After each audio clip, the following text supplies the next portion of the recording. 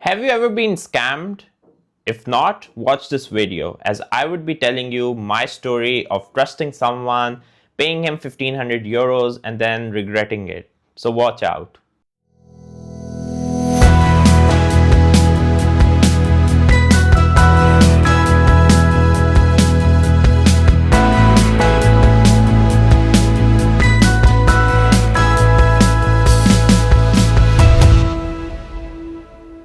So this happened in the summers of 2024 when I was looking for accommodation in Luxembourg for my third semesters of my master's in Europe.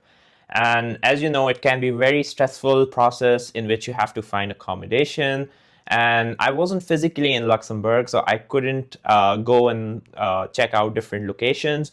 So what I did was I checked on various websites and it was super expensive. Luxembourg is known for being the most expensive place to live in Europe. So it was a challenge. And when you're looking for a place for like 4 to 5 months, it can be even more challenging because most of the landowners want to rent their place for at least 1 year. So what I did was I searched on different websites. They were asking for two rents and security, and then there were agencies which were asking for additional rent as their commission. So it was very expensive. And then someone suggested me that I should also look into groups, WhatsApp groups, Facebook groups. So what I did was I joined these groups, and I was told that I'd be aware of scams as well. But I joined these rental groups on Facebook, and I just shared a post that I'm looking for accommodation, and then I also messaged some people on the platform that I am interested since they posted some listings. So in the end, I got some messages from different people. Most of them looked scam, but there was one message in which there was a student kind of profile which mentioned that they are leaving their place and they are looking for a replacement for their accommodation. So so she offered that she can connect me with her landowner and then I can take it from there. And then she was also writing good things about the property and etc. And naturally, I was also alarmed and I was like, maybe it's legit, maybe it's not. So I asked for pictures. I got the pictures and everything. I also asked for an address, but obviously I cannot go and see the place. So this was something alarming. Then I got an email of the landowner. We had a long conversation about everything. So the rent was like 900 euros, and the security which they were asking, like some amount to pay in advance, was 1500 euros. So it is obviously a lot of money for a student. So, but since the days were passing and I had no arrangements for my accommodation because the university didn't had private accommodation for their Erasmus students, so I had very limited time and limited options. So I was like, I had to take some risk. Maybe it's legit. If I don't, then maybe it's the time when I arrive and I won't be having anything. So I was like, it's might be a good option. So let's see. So the landowner shared their ID, different documents, and everything seemed fine. I showed these details to some people who live in Europe. They even had a phone call, and the person was a French-speaking person with very little English proficiency. So I wasn't able to talk directly, but the other guy talked to him in French. So things looked normal. The guy was insisting a lot that I should pay in advance and stuff like that. So that was a red flag if I think about it right now. And mostly people say you don't have to pay unless you visit the place because it is never a good option. So then eventually the guy shared his bank details, and usually when you do this, it is mostly a company account. But back then, I didn't realize it was his personal account. I should have never transferred that amount to him because usually the rental owners or the companies, they do it through a business account, not a private account. But the guy was saying he runs it privately, and then I just trusted the guy and paid. And then I was asking for like confirmation if he received it, and he was like his bank will be confirming him in 1 or 2 days. So he took those 2 to 3 days, and then he said, oh, you sent it in the wrong account. I gave you my wrong bank details. It is in a dormant account.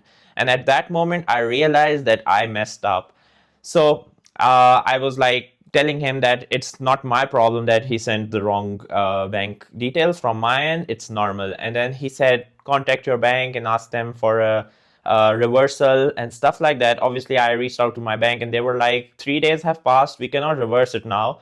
And also, it is like a one-on-one transfer, not a credit card payment or something like that, in which we can do something. And I told the same thing to the guy, the landowner. He was very responsive on WhatsApp and emails. And then he started to get a bit rude, and he was like, he cannot proceed if I cannot pay in his right account. So I told him that I was very determined on my point of view, that I told him that I already paid it. And then he was like, okay, he will sort it out, and he just talked to his bank and they will fix it and they will send it in his right account. Then he said I should also pay some insurance, and I need to pay that before moving there, like in the next few days, because this is in July and I had to move in September. So there were still like 2 months. So the thing is, he was really pushing me to pay like additional, I don't remember, like 200 more euros for insurance and stuff. So I just asked him for a refund at that moment, and he was not agreeing for a refund. And then I threatened him that I will go to the police, and instead he was like, sure, go ahead to go to the police. He was still saying that he was still saying that he's not scamming me. But then one day he said his bank is asking that if the transaction needs to be reversed or transferred into another account of his, he needs my credit card details. And I was like, no one in the world asks for credit card details, including the back and front side. So I just told him that I'm going to the police, and he blocked me from everywhere. And I wasn't in Luxembourg, and I tried to report it online, but everyone said you have to go to the police station in person. So one of my friends was visiting Luxembourg at the end of the month in July. I shared all the chats and everything, and he went to a nearby police station and he reported the crime. And then he went to the address which the landowner shared. So the address was of a old home, like a place for social, a place where elderly are living, like a place funded by social organization. So it wasn't actually a residence. So that was like a big shock for me. And then I was like, I will never recover those 1500 euros, because once it's gone, usually things never get back. So later on, when I went to Luxembourg, I visited the police station once again, and I asked for the update, and they were like, these cases are like 90% not fixed, because the money is not even in Luxembourg. It just goes away to another country, and the banks are not based in Luxembourg. However, I emphasize, like, the first bank in which I transferred was from Luxembourg. They were like, yes, but the money left the bank immediately after you transferred, just like a typical scam. And then guess what? 1 month later, a transaction of 1500 gets back into my bank, and I'm sure that amount is from the same case, because I wasn't expecting 1500 euros from anywhere else. So that case was resolved through the police, and I was super lucky, because usually such cases are most likely not fixed or resolved, because it's very hard to catch the criminals in this case. So let's talk about the next part, in which there are some red flags which you need to identify. The first red flag would be, you should never book a place without a video call or a personal visit. If you can ask your friend to visit, that's the perfect thing. Otherwise, you should do a video call. Secondly, never get the place from a private owner. Please involve company in the middle, unless you know the person personally. Otherwise, I would recommend do it through a company or your university or your company. Just do it through a trusted source, not a random group or a chat.